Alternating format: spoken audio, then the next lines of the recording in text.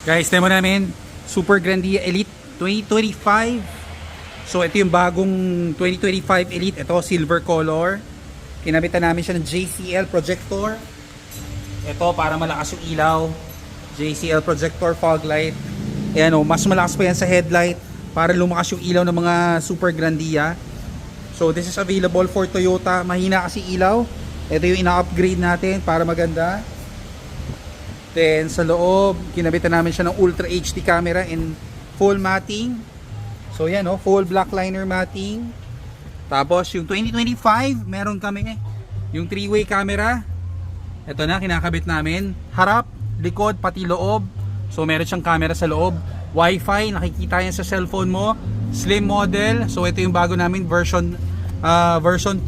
So ito yung 3-way camera. Then ito yung full matting, covered na covered.